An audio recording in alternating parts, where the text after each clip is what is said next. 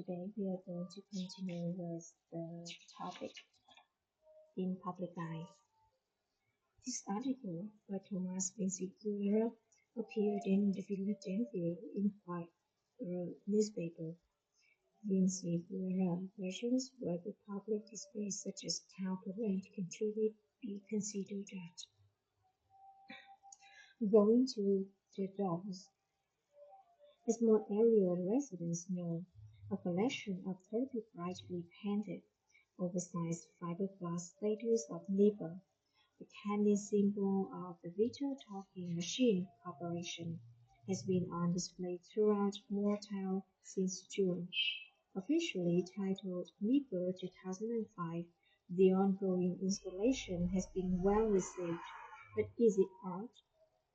Ever since Chicago unveiled the 360 bovine sculptures that made the Cows on Parade in 1999, many American cities have displayed their own exhibits of brightly painted animals. Underscoring the playful nature, the projects often bear painfully clever names.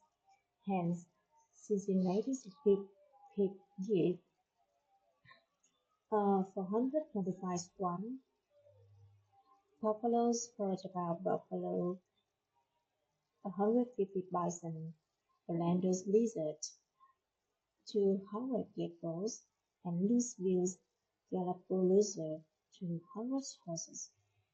The trend seems unstoppable. This summer, GrabTag project, nearly 200 Grabs descended on Baltimore. Right now, Zion, Illinois is hosting Swarm in the City 81 East. For many in the Fires community, this is a case of speech gone wild.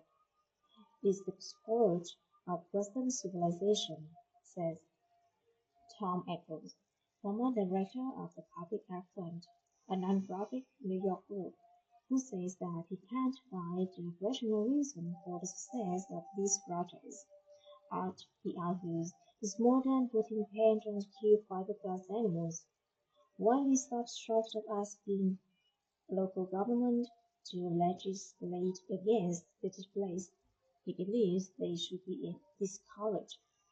Echoes argues that it is ridiculous to call these animal parades art, and that so doing so should be considered fraud. Bessie Foreman, a professor of art history at Arizona State University, mildly disagrees.